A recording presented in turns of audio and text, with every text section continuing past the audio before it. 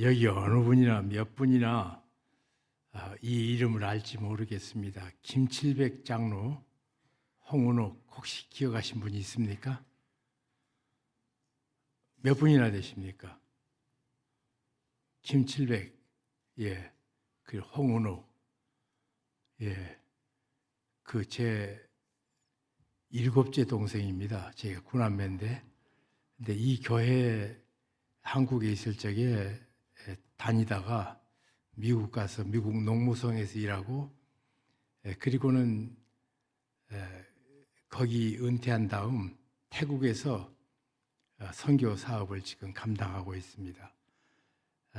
늘 들었던 교회인데 이렇게 처음 와 뵀습니다. 주님의 은혜가 이 밤에도 함께할 줄로 믿습니다. 기도하겠습니다. 주님, 찬양을 받으시니 감사합니다. 또 기도를 들어주셔서 감사합니다. 이제 주님 앞에 섰사오니 말씀하여 주옵소서. 진리 가운데 우리 인도하여 주옵소서. 예수님 이름으로 기도합니다. 아멘.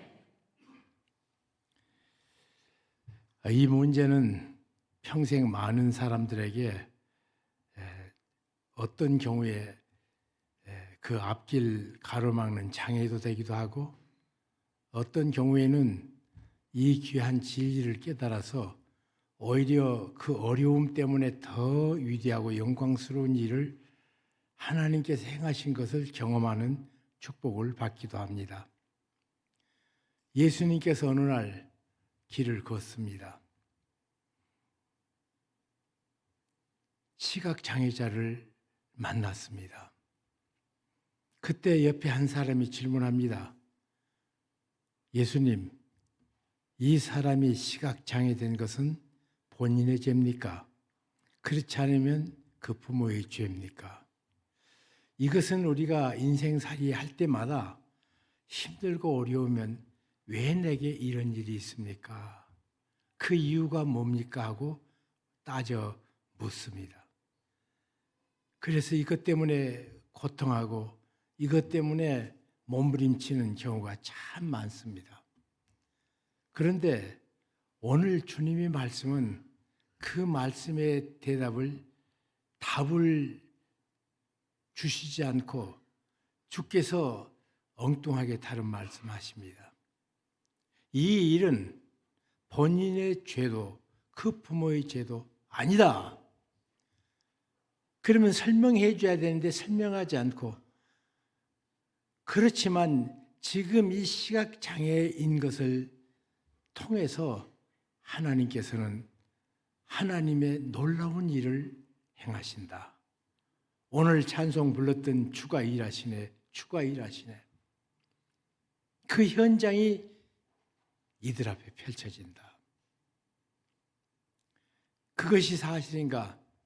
그것이 사실입니다.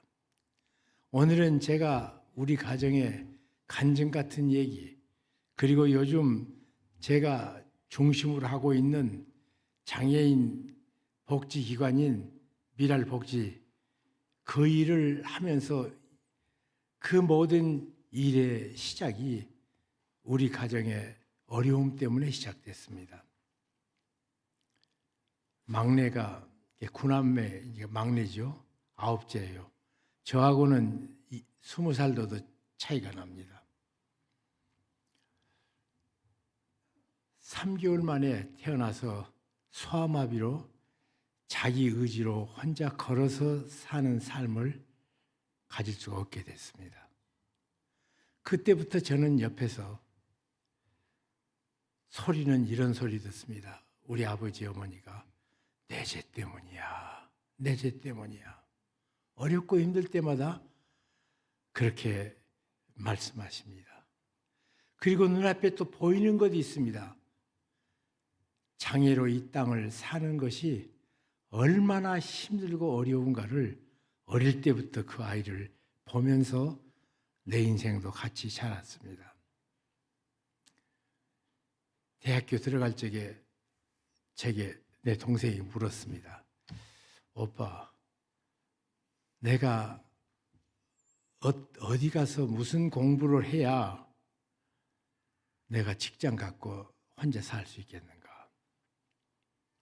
그래서 제가 제안하기를 도서관학과 가라. 도서관학과 가면 휠체어 타고 사서에서 책을 예쁘게 다듬고 하는 일도 할 뿐 아니라 연구소에 들어가서 어카이브에서 연구도 할 수 있고 그러니까 그렇게 하면 네가 크게 어려움 없이 네 몸의 불편함을 모른 채도 살아갈 수 있겠다 그랬습니다. 그래서 대한민국에는 도서관학과가 몇 개 안 됩니다. 여자 대학교에 도서관학과를 졸업을 했습니다. 그런데 3학년 때부터는 밖에 나가가지고 들어오면 아이가 이불을 딱 둘러쓰고 얼굴을 안 보이려고 그래요. 그러니까 그간에 밖에서 얼마나 많은 스트레스를 받고 어려움을 겪었는지 말을 하려고 들지 않고 얼굴을 마주치려고 하지 않는, 그러면 우리 부모님이 눈물 지으면서 나 때문이야, 나 때문이야. 이것이 우리 가정의 한 모습이었습니다. 제가 서울서 살면서 목회하고 또 제가 집회를 외국에 돌아다니면서 했기 때문에 세계를 좀 일찍 많이 볼 수가 있었습니다. 우리 아버님에게 다짜고짜 말씀했습니다. 아버님, 미국 이민 가십시오.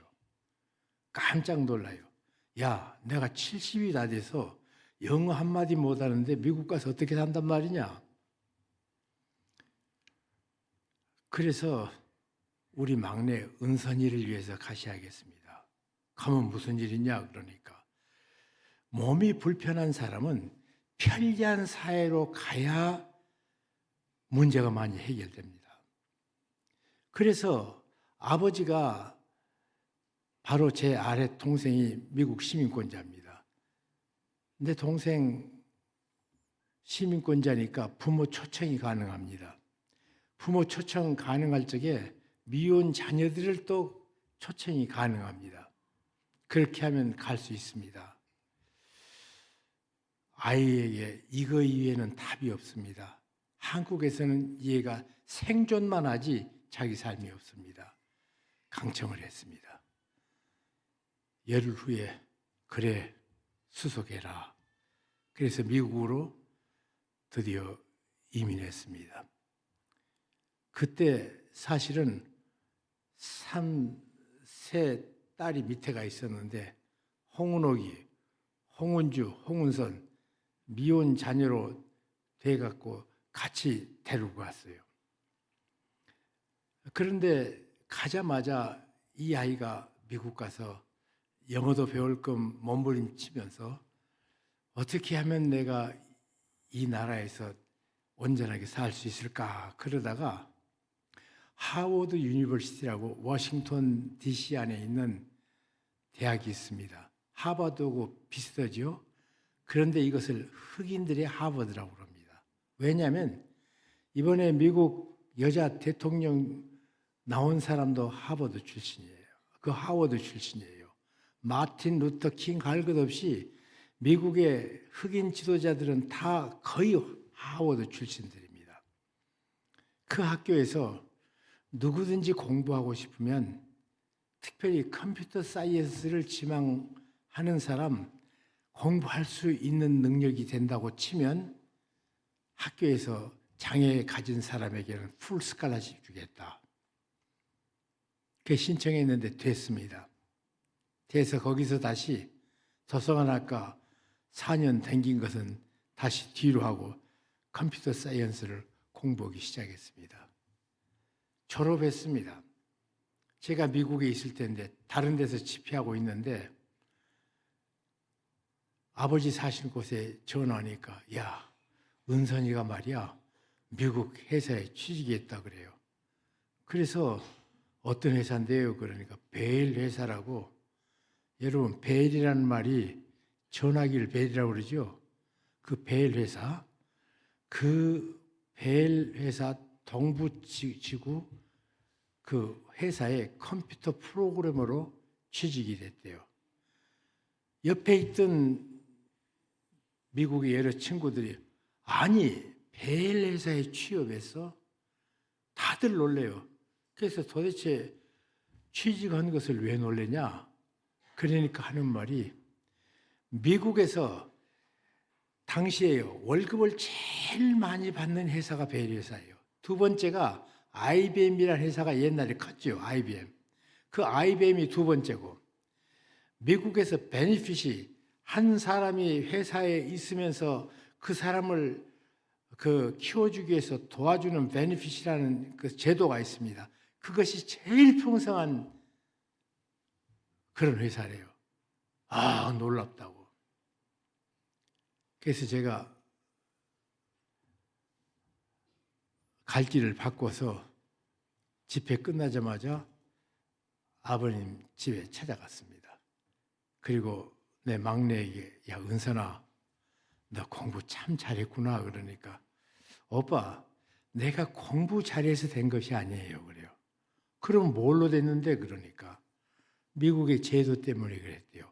무슨 제도 그러니까 미국에서 직업 시험을 보고 또 그 마지막으로 뽑던 사람들이 특별히 그 한 사람 한 사람 형편을 나서 가산점을 준대요. 근데 내가 가산점이 좋아가지고 됐대. 네가 무슨 가산점이냐 그러니까 남자보다 여자에게 가산점 줘요. 또 백인보다 유색인종에게 가산점을 줘요. 또 건강한 사람보다 장애 있는 사람에게 가산점을 줘요.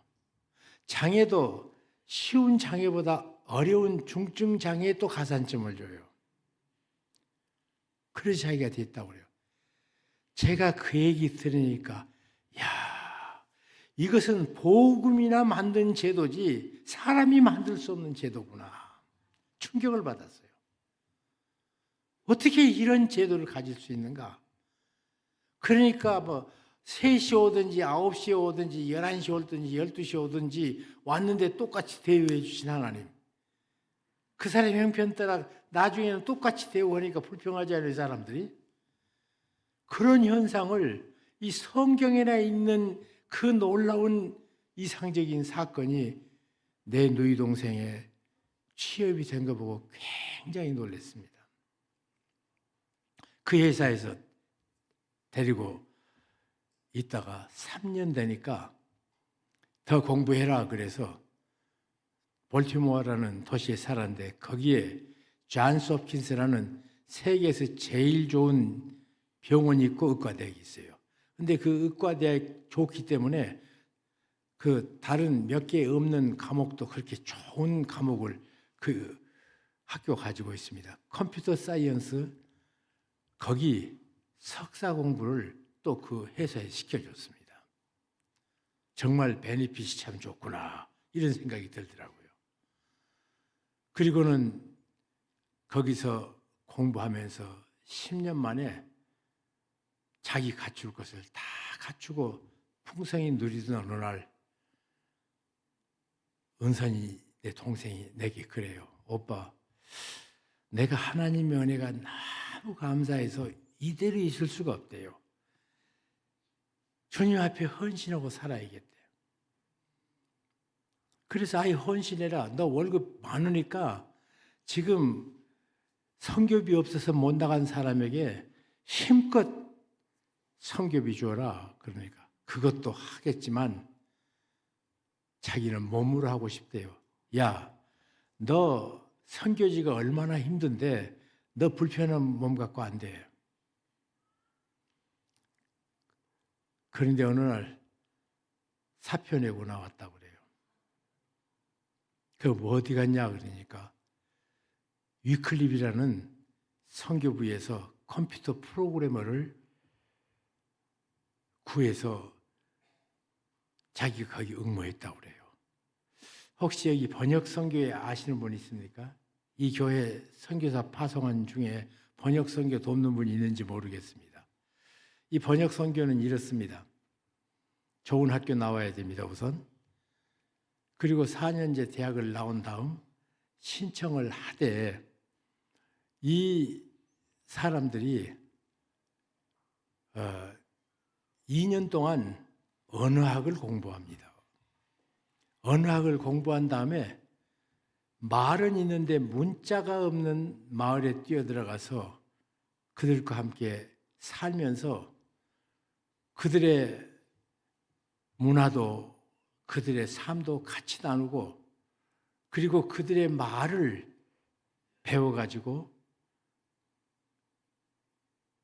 문자를 만들어주고 문법을 만들어주고 사전을 만들어주고 그리고 자기 나라 전래 동화들을 그 말로 또 그렇게 번역을 시켜요, 우선. 그러면 이 사람들이 그 글자를 읽혀가지고 말하면 이 사람하고 저 사람하고 똑같이 말하는 게 놀라는 거예요. 다른 사람이 말하면 말이 달라지지 않습니까? 그런데 문자를 읽으니까 말이 똑같아요. 신기한 거예요, 이분들이. 그리고 자기가 말한 것을 쓰면 상대편이 또 알아먹고 그러니까 이 사람들이 신이 나가지고 문자를 배워요. 그 다음에 그들에게 성경을 번역해 줍니다. 그러면 젊어서 들어가 가지고 30년이 걸립니다. 30년이 걸리면서 그 기간 동안 어느 대학하고 연결이 되지면 박사 과정에 입학시켜줘서 성경 번역 다 끝나고 나갈 때쯤 되면 언어학 박사가 돼요. 그런데 6,000명에서 7,000명이 그렇게 그 선교부에 있는데 세계에서 가장 많은 박사학위를 소지한 사람이 모인 집단이 바로 번역 선교회입니다. 졸업하면 마치 의사가 닥터라고 그러잖아요. 그것처럼 언어학 박사가 그렇게 돼가지고 나오고 그분들이 언어를 새로 만들 때마다 세계 언어학이 계속 발전합니다. 그런 일을 합니다. 그런데 이분들이 갈 수 있는 장소에는 가는 길이 너무 험합니다. 그래서 미국에서 민간 단체 가운데 가장 비행 편대가 많은 단체가 위클리프예요. 왜 그런가? 저들에게는 차로도 못 가고 배로도 잘 못 가고 저 오지에 비행기 그냥 조그마한 활주로만 만들면 내리는 그곳에 들어가고 나오는 일을 합니다. 얼마나 고단하고 힘든지. 아이들이 그곳 아이들과 뻘거벗고 같이 어릴 때부터 자랍니다. 그래서 안식년이라고 나온단 말이에요. 그러면 아이들에게 이제는 학교를 보내려고 부모가 말하면 아니 왜 학교가 필요하냐고 아이들이 본 적이 없습니다. 아이들이. 그래서 올 때마다 부모들이 눈물을 지어요. 주님 앞에 헌신했지만 아이들이 학교 교육도 못 받는 그 상태 속에 들어가 있으니까 나중에는 이제 교사, 선교사들을 파송해서 그들의 자녀들에게 공부시키는 일을 하긴 합니다. 그러나 학교가 없는 곳에 공부한다는 것이 얼마나 답답한 일이에요. 이런 특별한 선교단체입니다. 이 선교단체 거기에 이제는 컴퓨터가 많이 필요해요. 지금은 세계 모든 언어를 컴퓨터에 집어넣고 그 자동 인식기로 버튼을 누르면요. 웬만한 말은 다 번역이 됩니다. 같이 집어넣으면. 근데 그 일을 총괄해서 끌고 나갔어요. 거기 단체. 제가 내 누이 동생이 미국 가서 직업을 갖고 기뻐하는 그것을 볼 때 내 마음속에 던져진 질문. 그래, 홍정길, 너는 네 동생 문제, 장애 문제 해결했어. 그런데 말이야, 내 교회에서 장애 때문에 고통받는 그 가정 알지 않냐? 그리고 그 아이 형편 알지 않냐? 그 아이들은 어떻게 할래? 이 도전이었어요. 그래서 그때 당시에 교회에 부모들은 장애인 데리고 안 나왔습니다. 아이들을. 그걸 알고 장애인들 우리하고 똑같이 예배드려야 된다고 악수고 댕겼습니다. 모두 보내라고 교회에. 그중에 발달장애가 5명이 모였습니다. 같이 엄마랑 같이 기도하고 매일 자녀들을 위해서. 발달장애가 뭔 줄 아시죠? 자폐아들, 자기 속에 갇혀있는 아이들. 이렇게 얘기합니다.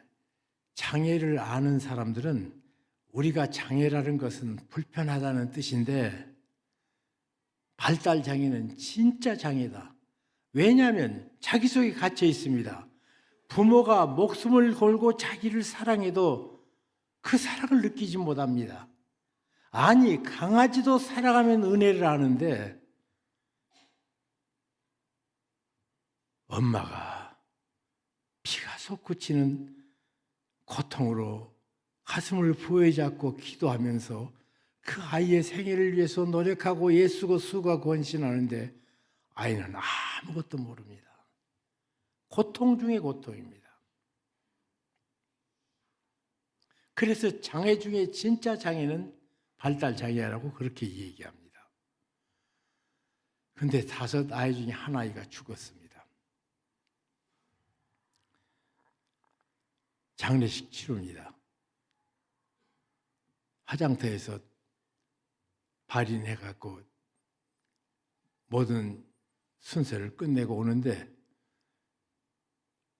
3일 동안 그 아이 엄마와 함께 같이 울고 잠도 자지 않고 수고했던 다른 내 엄마들 내 뒤에서 오면서 얼마나 고생스러웠는가 그 얘기를 한참 하다가요. 한 분이 그래도 그 집은 끝났잖아. 그 다음부터는 이런저런 얘기하던 엄마들이 아무 소리 안 해요. 세상에 남의 자식 죽은 것을 부러워하는 엄마의 신세.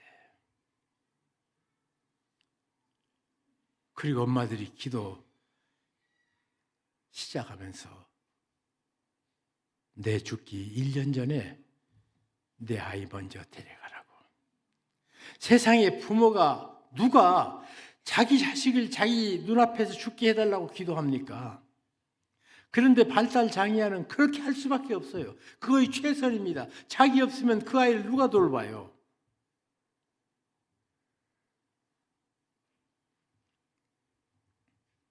거기에 도전을 받아서 제가 20년 9개월 목회했던 반포의 남서울교회.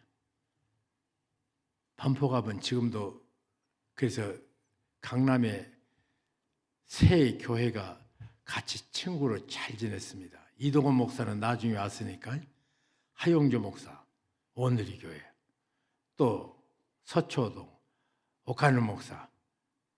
그래서 신학교 어릴 때부터 그냥 그렇게 친하게 목표가 같기 때문에 같이 목회하고 지나왔는데 처음부터 전도해서 키운 교회여가지고 전 교인의 70%가 이 교회에서 처음 믿은 사람들이었어요. 반포에서. 그게 내 혈족 같습니다. 지금도 그렇게 가깝게 지내요. 내가 30년 전에 그 교회 목회했는데 지금도 그렇게 저를 위해주고 기도해주고 신경을 써주고 어떤 어려운 일이 있으면 도와주고 지금도 그래요. 그 교회를 20년 9개월 만에 장애인 학교를 짓기 위해서 수서에 다시 교회를 시작했습니다. 그것이 2번째 개척한 남서울 은혜교회입니다.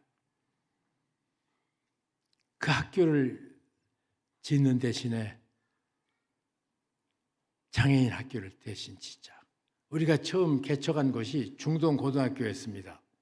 중동고등학교에서 예배드리니까 큰 학교 실내 체육관이 있죠. 거기서 예배드려. 250명이 시작했는데 조금 지나니까 1,200명 이렇게 모이고 그러니까 또 구득 거기에 사람들이 차고 그랬는데 어느 날 그 학교가 부도가 나가지고 결국 과정을 통해서 삼성이 그것을 인수해 갔습니다. 우리가 나와야 했어요.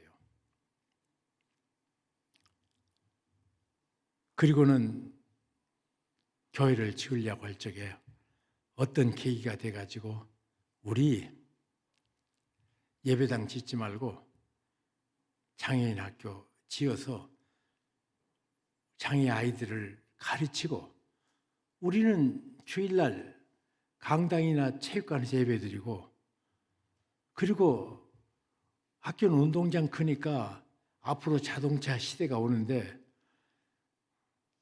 파킹락도 넓고 좋지 않냐.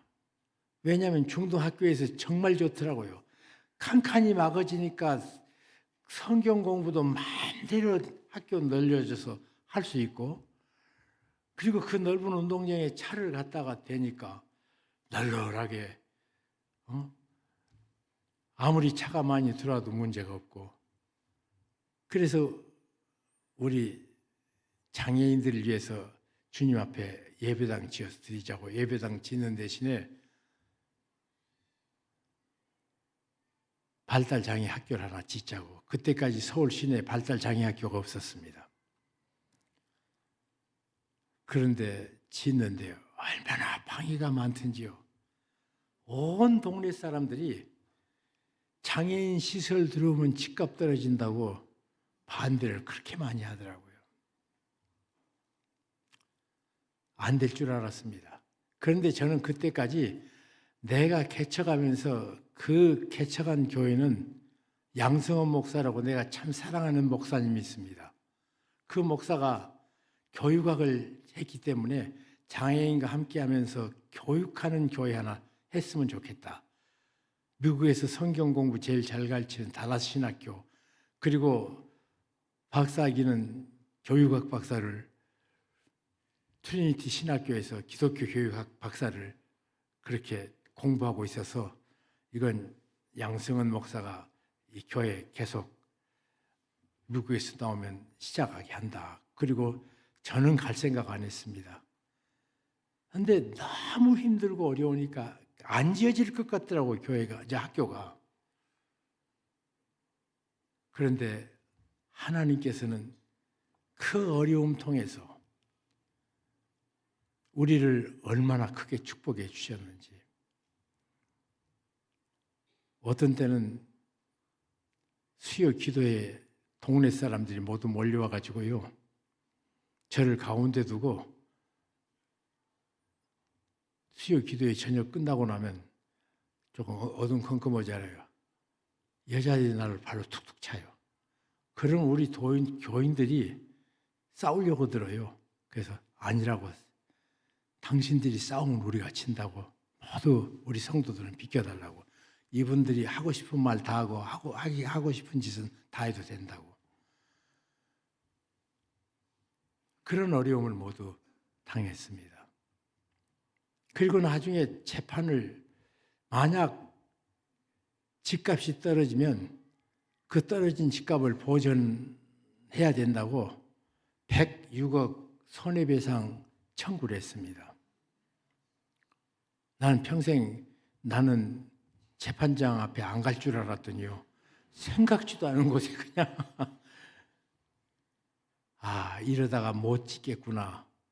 아무도 우리 편이 없습니다.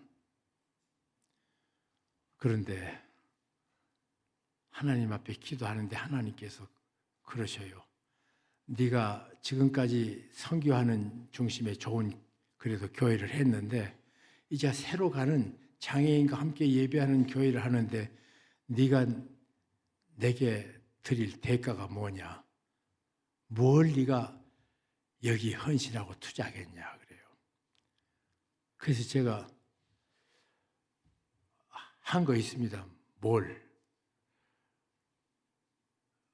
그 가난한 목사 금요에 교회에 무슨 큰 프로젝트 있으면 그때부터 적금을 들었어요. 요즘은 적금이 없죠. 그때는 적금 들었습니다. 근데 그 적금이 만기가 이제 다 돼서 주님 이거 드립니다 그러니까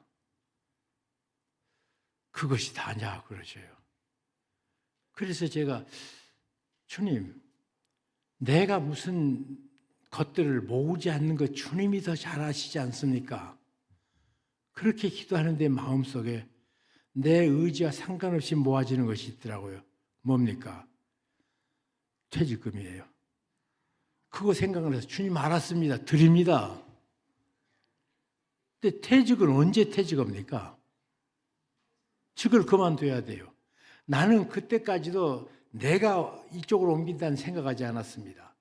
이제 얼마 있어 올 후임 목사 정해놨으니까 그 후임 목사에게 주고 나는 남서울교회로 다시 돌아간다고 생각했습니다.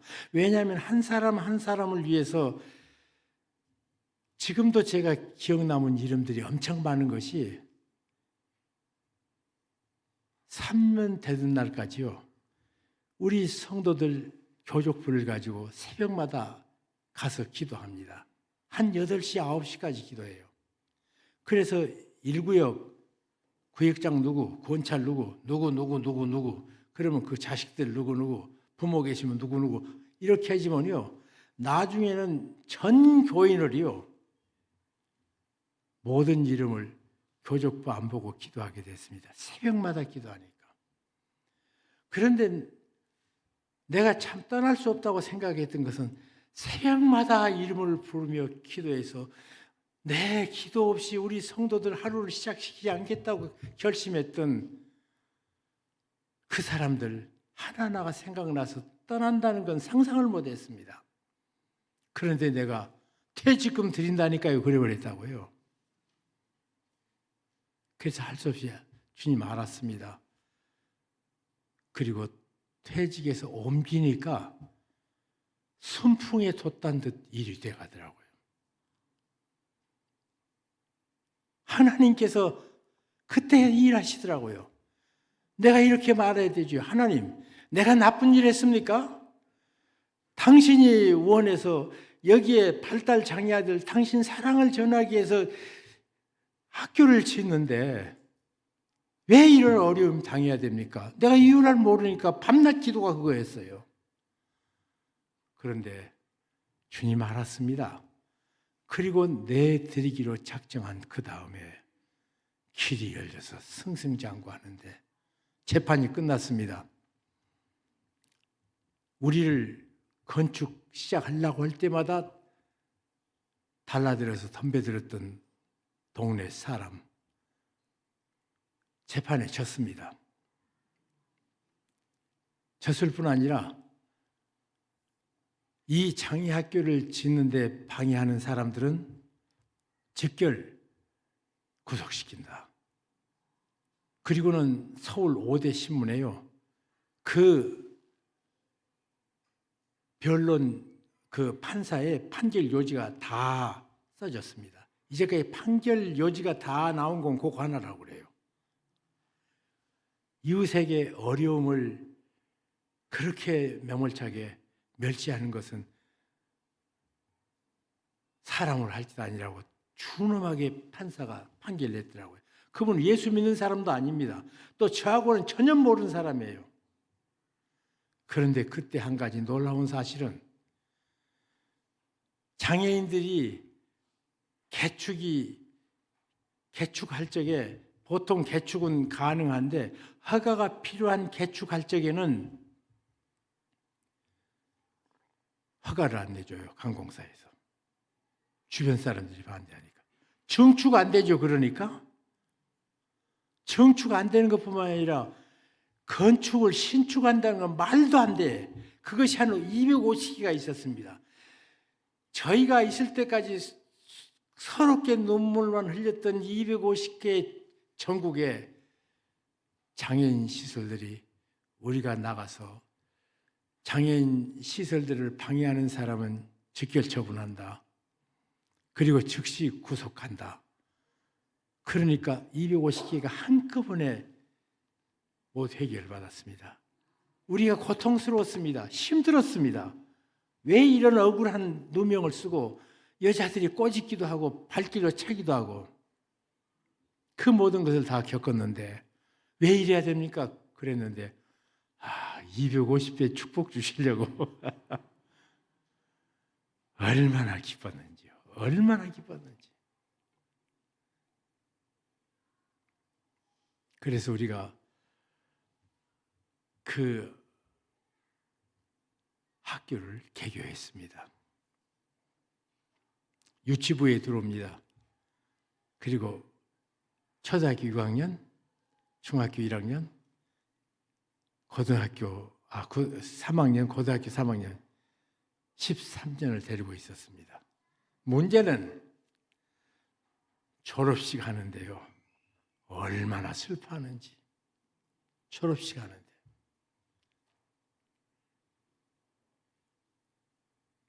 부모들이 엉엉 울어요. 아이들은 부모가 오니까 엉엉, 선생님 울고 그러니까 엉엉 울어요. 보냈습니다. 어린 아이들이 유치부에 오면 엄마가 그 아이들을 마음대로 억어할 수 있었습니다. 때려서라도 말을 듣게 했습니다.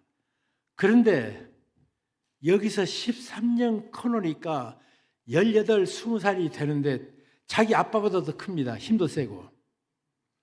이 아이들은 어릴 때부터 꼼짝마 그랬단 말이에요. 그래서 분노가 쌓여가지고 사람 안 만나려고 듭니다. 그리고 아이들이 어두운 곳으로 자꾸 숨으려고 그래요. 꼼짝마 그러니까. 어둠 속에서 꼼짝하는 것은 안 보이니까 꼼짝마 안 해요. 그 분노가 있었던 애들이 학교에서 선생님들이 참 눈물로 사랑으로 키워줘서 거기서는 자유스러웠는데 다시 집에 들어가자마자 꼼짝마 그 소리를 듣자 애들이 팍 화를 내고 걔들이 화를 내면요 그것을 안정시키는 것에 굉장히 많은 시간이 걸립니다. 힘이 들고요. 아빠 없는 시간에 엄마 이마를 깨뜨려 놓지 않나. 문지방에 이빨을 부러뜨리지 않나. 말 안 들으면 사랑에 교감이 없으니까 차라리 강아지가 낫지. 그런 어려움을 보고 우리가 13년 참 그 학교 크기가 그렇습니다. 땅이 3,200평이에요. 건축이 7,000평이에요. 우리 성도들이 다 건축해가지고 우리 교회에서 갖지 않고 그 손봉호 박사가 새로 세운 그때 당시에는 장애인 돕는 NGO가 없었습니다. 미랄 복지재단을 그분들이 만들었어요. 그런데 무슨 일이든지 전문성이 없으면 일을 잘 할 수가 없습니다. 그리고 남서울교회 때부터 무슨 일을 해야겠으면 그 일에 합당한 전문성을 가진 사람이 있냐, 그 일을 맡을 수 있냐, 이것을 된 다음에 그분 세우면 남서울교회에서는 그분이 일하도록 도와줍니다. 도와주고 어떤 오너십을 갖지 않습니다. 줬으면 죽어서 끝이에요. 그분을 도울 동안에 돈은 갖다 주는데 발언하지 않습니다. 왜냐하면 돈 준 사람이 발언하면 법이 됩니다. 그래서 당신들 마음대로 하라고. 그래서 GMF라는 선교단체, 남북나눔모임이라는 선교단체, 또 코스타라는 선교단체, 계속 전도폭발운동 이런 모든 것을 우리 교회에서 했는데 하나도 우리 교회 소유를 갖고 있지 않습니다. 그 전문성이 있으니까 내가 나와도 그의 전문성 가지고 지금도 잘 자라고 있어요. 그래서 우리가 어떻게 했으면 좋겠나 그러니까 우리 하던 대로 합시다. 그래가지고 이 일에 전문가를 불러서 이 일에 좋은 선생님들을 모으고 그리고 교회는 처음에는 우리가 모두 그 교회 그 학교를 의무교육이 아니었기 때문에 선생님들 봉급도 다 감당해야 되고 관리비도 다 감당했어요. 2, 3년 지나니까 의무교육이 돼가지고 국가에서 도와줘서 그 다음부터는 더 쉬워졌습니다만은 그렇게 해서 정성스럽게 다 했는데 13년 공부해 갖고 내보내니까 장애는요, 아까도 말했습니다. 한국 땅에서 사는 것이 생존이지 삶이 없습니다. 근데 그 중에 발달 장애는 그냥 생존뿐만 아니라 재앙이에요. 재앙. 그런 어려운 그 아이들 다시 불러 모아가지고 100평짜리에다가 간해공업을 만들었습니다. 일을 시켜보려고 했습니다. 팔면 교회에서 많이 돈을 도와주는데도 월급은 10만 원, 20만 원 그밖에 못 줘요. 그런데 그것도 한 번은 사주는데 만든 것 2번은 안 사줍니다. 지속 가능하지 않더라고요. 그래서 하나님, 이것은 어떻게 해야 됩니까? 졸라리 되는데, 그러다가 굿윌 스토어를 우리가 론칭하게 됐습니다.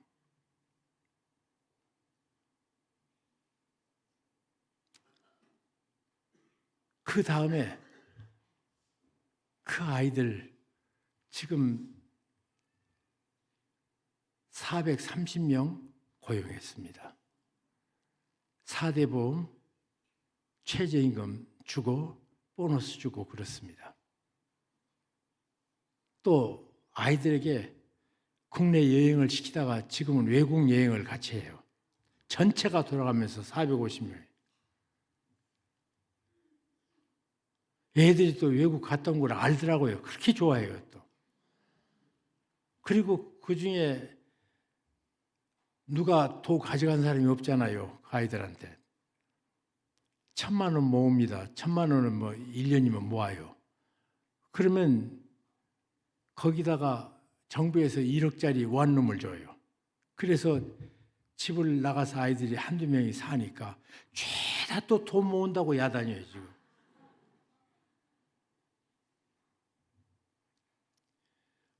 집에 있으면 재앙인 아이들이 나가서 스스로 독립해가지고 친구들끼리 교제하면서 사는 거 보면서 부모님들이 막 울어요. 저번에 SBS인지 어디서 그 부모님 찾아가가지고 굿윌 스토어에 일하는 아이 이 얘기하면서 그 아이가 출근하니까 얼마나 좋습니까? 그러니까 아주 키도 큰 아빠가 그 아이가 애물단지였는데 그리고 막 울어버리더라고요. 말을 못해. 그러니까 아내가 그 다음에 말을 이어갑니다.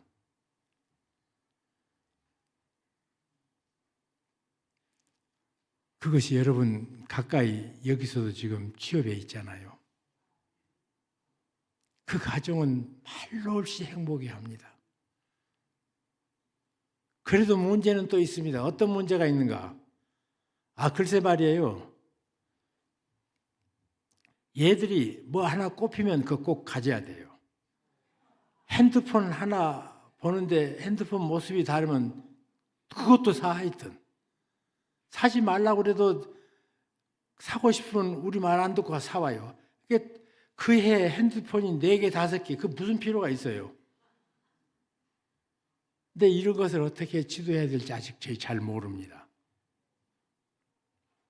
또 둘이 연애를 하는 경우도 있어요. 대전에서는 작년 5월에 아이를 낳아가지고 아래 집하고 윗집, 부모가 윗집에 살고 아랫집 아이를 돌보는데 지금 아가가 자라는데 어려운 것은 이 엄마가 얼마나 애를 사랑하고 예뻐하는지 누구한테 주려고를 안 해요. 이건 또 어떻게 해야 될지 모르겠습니다. 그러나 한 가지는 자폐 학교가 힘들었을 적에 될 수 없다고 했던 것을 또 주께서 일하셔서 하게 해주셨단 말이에요. 또 아이들 직업이 없어서 생존밖에 못하는 그 인생이 생존이 아니라 그 가정의 재앙이었던 이 아이가 가정의 기쁨으로 영광으로 바뀌는 모습을 우리 눈앞에 보여주신 하나님께서 또 지금 여기서 이 앞에 있는 이 아이들이 장성에 나갈 때까지 스스로 살 수 있게 하는 길을 어떻게 해주실지 저는 모릅니다. 사실은 이것은 국가에서 다 해줍니다. 미국이나 유럽은. 우리나라는 장애인들에 대한 배려가 너무 없습니다. 사실. 불평하지 않으니까. 노동자들은 불평하면 계속 지위가 달라지는데 장애인들은 아무 말도 못한 채 의사표시도 제대로 못하는 사람이 그 모든 어려움을 당하고 있어요. 지금 이 아이들 앞으로도 또 어떻게 인도해 주실지 저는 지금 제 나이가요 83입니다. 소망이 있는 것은 그 아이들을 주께서 어떻게 인도하신지 좀 오래 보고 싶어요. 어떤 때는 너무 몸이 아프고 힘들면요 제가 머리에는 종양이 있고 요 폐에는 결절하고 그리고 섬유화가 되고 있고 위는 역류성 이산이 계속 솟구쳐 가지고 이 인후까지 침범을 해서 인후염이 달고 있고 그래서 제가 어디 가서 설교를 오늘 너무 길게 합니다. 지금 제가.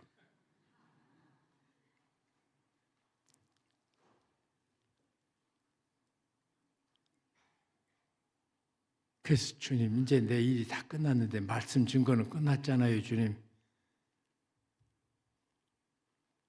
그런데 주께서 일용할 양식 주실 뿐 아니라 일용할 건강도 주셔서 또 다음날 눈을 번쩍 뜹니다.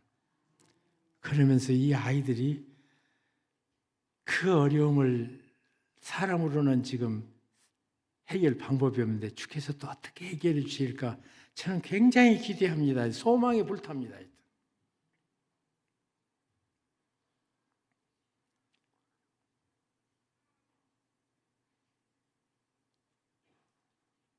그리고 돌아와서 내 누이 동생은 지금 어떻게 하고 있는가? 10년 베레사에 있었습니다. 30년 전에 위클립에 들어와서 30년 지냈습니다.